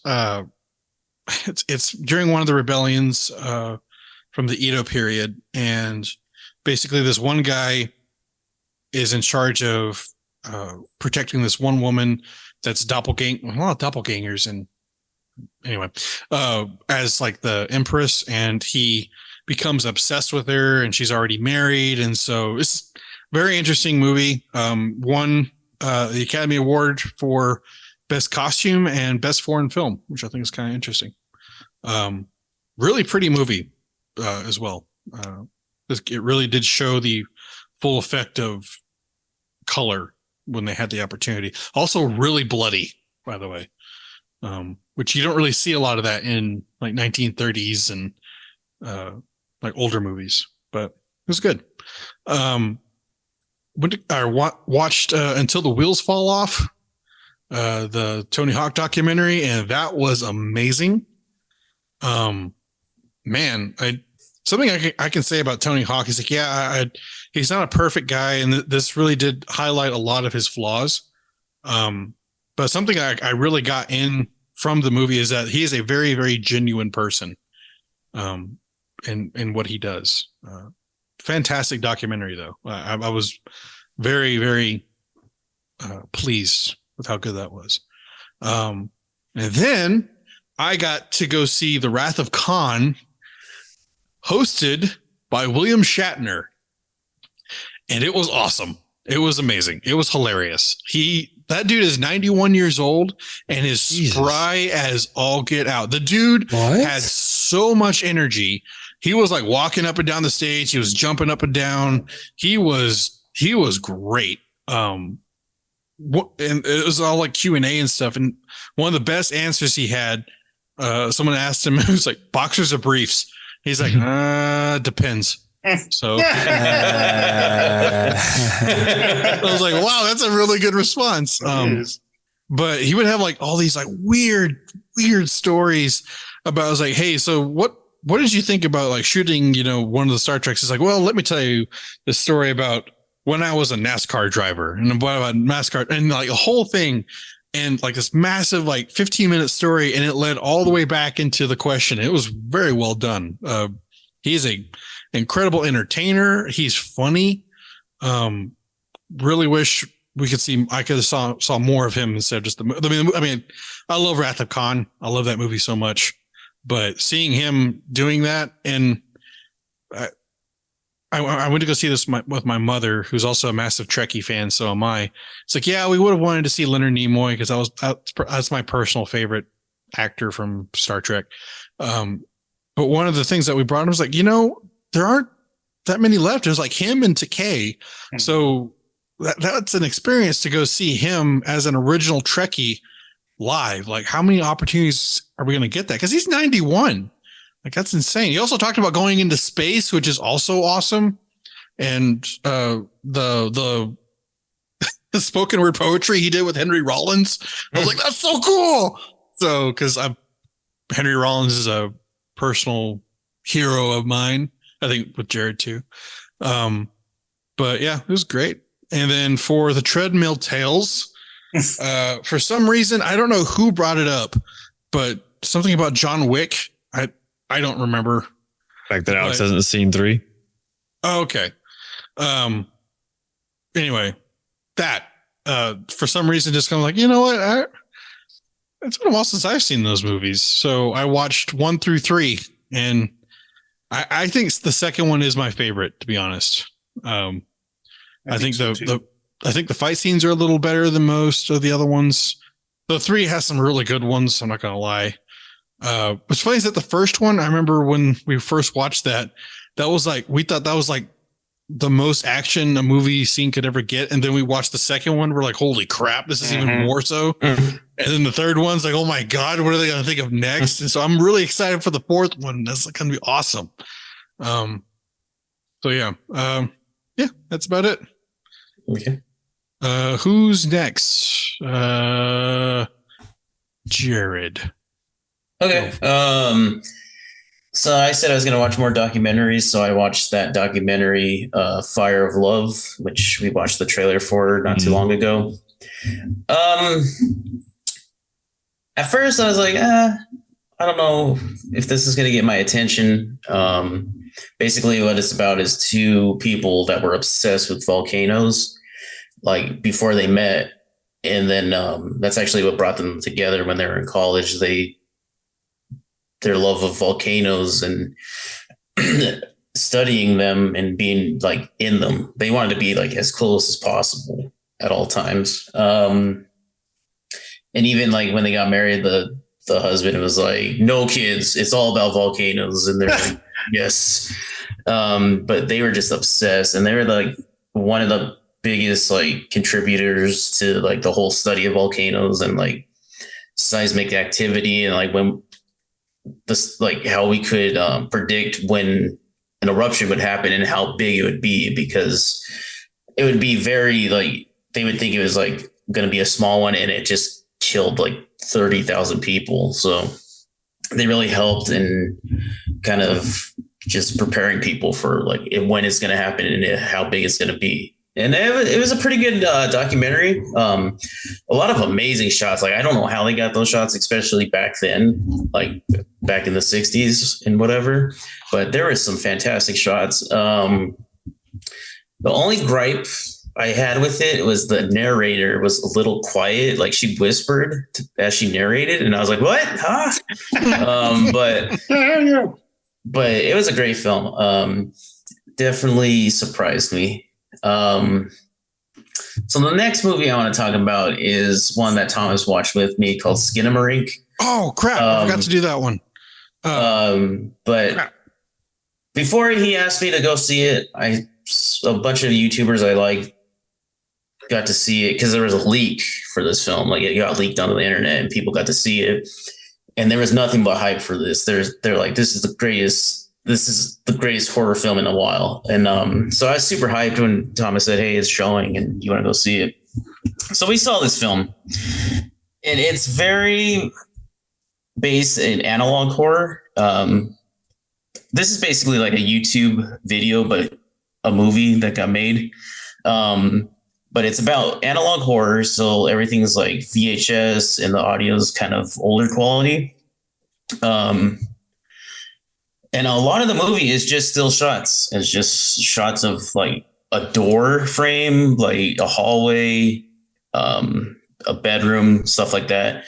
There's there's actors, like there's kid actors, and you don't see them. You see their feet and like where they're running off to.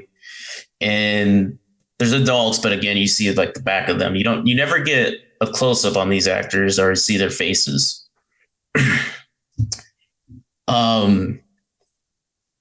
So now I'm going to talk about the actual experience.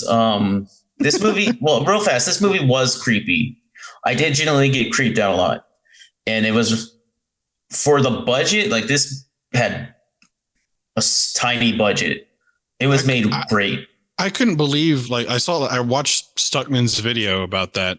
$15,000. That is, oh really? That is insane. Yeah. And this movie is getting like a ton of good press and a ton of release. Like, it's already made its budget like tenfold. Yeah. Like, it's insane. And this was a what do we call it? Independent. Crowdfunded. Yeah. And another strike like to it, like not being like super successful, is that it's not conventional at all. Like I said, the shots are just door frames and stuff like that. It's very kind of experimental, but it's doing great, which is awesome. The guy that made this is like I gotta like give him props, because this is really good. Although there's a negative to this movie, and it is loud as crap, dude. There is some jump scares in this movie, and I'm surprised like the Alamo workers weren't like just throwing popcorn everywhere, because It was so loud. The first jump scare, my ears were ringing afterwards, and I was like, so the whole movie, I was like, please God, not another one, because I don't know if my eardrums can take it. There was this scene. I'll let Thomas say it because I feel like he really wants to say it. But there was this scene. The jump scare and the sound was so loud. It was Thomas, take it away. Okay, so what Jared's saying is that, focusing on what Jared was saying is that this movie has these shots where you focus on the movement or the passing movement of objects. And this one scene had this tiny toy phone that you couldn't quite make out in the dark either. It was kind of creepy. You could see the smiling face of the phone and then of the flashlight coming on. And it's like smiling. And then all of a sudden, this massive ringing sound comes out of it. And I don't know if it was our theater or what, but literally it hurt. It I almost shook had your to very being, dude. Yeah. It went through you. It was crazy. And what's funny is that during the scene, this one guy behind us is like, "What the F?" And then the sound hits, and the entire theater, me and Jared and the servers, I felt so sorry. I felt so bad for the servers at Alamo. All went, "Ah!" Like the entire theater like screamed, and not in fear really, but just pure pain. We're just like, "What was that? Make it stop!" But this dude, it was like genius horror, horror, because like he was saying, you just see eyeballs of the toy phone, and you're like, in your brain, you're like, the heck am I looking at? And then the flashes, and it's a toy phone, and you're like, oh, and everyone in the audience is like, oh, and then that noise, and everyone's like, oh. And there's parts of it too. And I was telling Jared about that, or this. Is that the way that this guy focuses on the unknown? And I was even saying, like, Stephen King has a great quote about it. It's like there's a monster that lives in darkened hallways and cracked doorways that every child is afraid of. And that's the scariest monster to a child, because you don't know what's there. You don't know what's looking at you. You don't know what's peering at you in the darkness. And this movie nails that. Like, there's like some parts like, was that a face? What was that? Yeah. And especially the under the bed scene, I was like, nope. Oh, I was expecting one so bad right there, but oh my God. And then like it pans up and you see that woman there. You're just like, oh. But I was very excited for this movie. We need more horror like this that are willing to take a chance, not follow some kind of formula. It was just a great movie. Next on my list, this one will kind of go fast, was Cache or Hidden by Michael Haneke. French film, and it's a thriller. And it's kind of like, so it's this family and they keep getting videotapes and they don't know who it's from. And then they put it in and it's just shots of them living their life. And so it's very unsettling for them. And then like, even when their son goes to school, they're getting like, he's like, hey, why'd you send me this card, Dad? And it was from their soccer. I can't give too much away because when you kind of give it away, but it was a really well-made movie. And it's a really good thriller, but it doesn't have answers. So it's more about like social commentary more than the actual like mystery. So if you're not like up for that, then I'd say you wouldn't be into it. But there was a scene that was very shocking. Like my eyes were like wide open. I was like, holy crap. But I enjoyed it a lot, but I could see people not liking that one.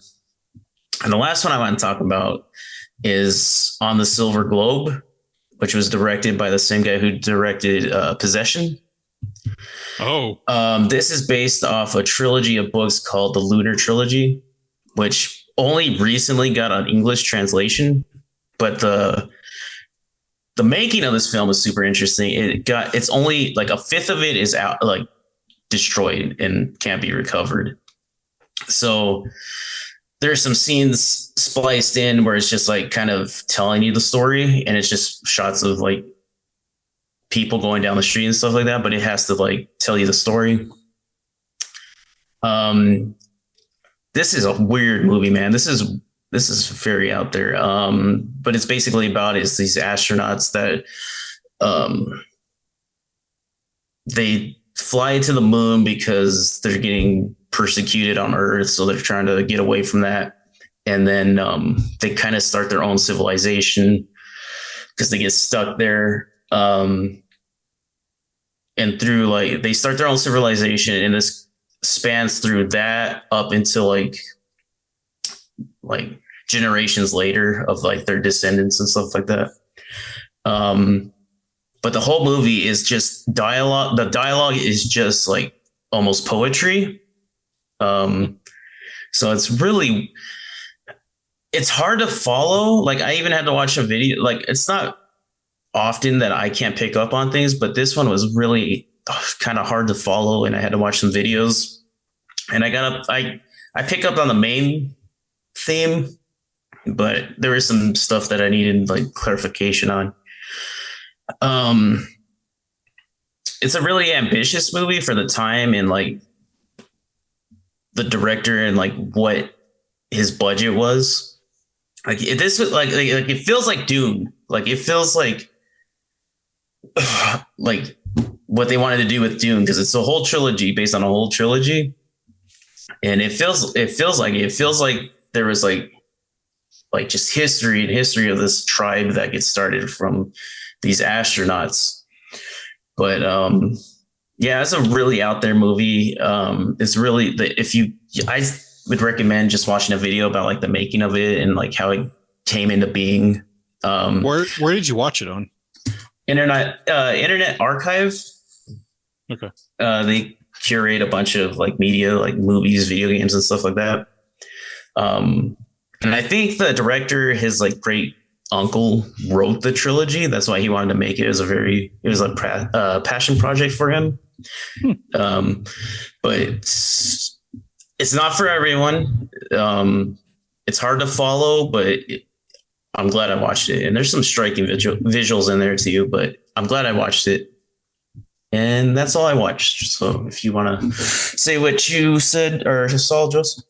All right. So for my New Year's resolution, I had watching 3 silent films. So I kind of cheated on the first one. I watched The Artist, which is a modern movie, but it's a silent movie. This movie won Best Picture. I don't think it deserves it. It's a good movie, but it plays it way too safe. There's a good scene in it where, because it's about a silent actor, and he's at the end of his career. Well, not really the end of his career, but he's at the end of the silent movie era, where talkies are coming in, and he feels threatened from that because he doesn't believe in talkies. He believes silent films are still art, and those are just kind of gimmicks. And there's a great scene in it where he's having a dream, and in it he like hears sound. Like this is the first time that we hear non-dub sound. Because in the movie there's like an orchestra playing and stuff, but you don't hear like sound effects because there wasn't sound effects in silent movies. But like he's at a desk and he's getting ready, and he like puts down a cup and he can hear the cup. He's like, what the heck? And then he hears like people outside. He hears a crowd and he hears like people talking, and it's just like freaking him out. And that scene is really good and it's really interesting. But they don't focus on that. They focus on this love story that's not great. The movie's entertaining, but I just wish they would have focused on his transition to talking, and I think they could have done a lot better stuff with that. The performances are good. It does feel like a silent movie from those ages. It's a French comedian is the main actor, and he's really good in it. they do the dancing scenes, and that's really good. It looks like something that you would see in those old like musical movies and stuff like that. John Goodman's in it. He shows up as studio head. And it does have one line of dialogue at the very end, which was cool. I liked how they did that they ended it, but it just played it way too safe, and I wish it would have done more with the silent stuff. Next movie I watched The Man from U.N.C.L.E., which is one of my favorite what's his name, Guy Ritchie films. Probably my favorite. Henry Cavill's I just love the style of that movie. The music, the wardrobes and everything. It's just an awesome movie. So after I watched that, I watched Wrath of Man, which is kind of the newest Guy Ritchie movie with Jason Statham. It's not like any Guy Ritchie movie I've ever seen. This movie is just straight serious. Wasn't that one he made during like COVID or whatever? I think so, yeah. And it's super serious. It's a revenge and heist film, like all in one. And the first half isn't very good, I would say. It's kind of boring, and it's just like, well, but when they get to the actual like heist and when they reveal who's like behind it and stuff, then it gets good. And the action is really good at the end. So it's kind of a middle of the road kind of film. It just takes a while to get where it's going. And then the last film I watched was Hail Caesar. This film is like the Coen brothers tried to make a Wes Anderson film. It didn't work. So it's commies. Yeah, that was funny. I mean, there's some funny stuff in it. There's entertaining stuff in it. I like how the actor gets kidnapped by a bunch of communists. It's like, we're not talking about money here. We're talking about economics. Like Amsterdam, it has that feeling of Amsterdam where it's just like a lot of stuff going on. And then there's a lot of actors that show up. Channing Tatum has this dance scene that's funny. He's like a sailor, old fashioned sailor man, and they're like dancing, and that's funny. But overall, I would say it was probably one of my least favorite Coen movies. Pretty much like under like Lady Killers too, if you've ever seen that one too. So not very good. But yeah, that's all I watched this time. Me and my youngest brother we're going through like Twilight Zone and The Outer Limits. So I always love when Shatner shows up. It's always fun because he's always a presence, man. So those are always highlights for me. But yeah, so any last words on the podcast, guys? Nope, that's it for us on House 6.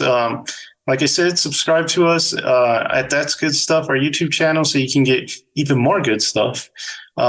Jared, why don't you take us out? That's good stuff. Lost my mouse.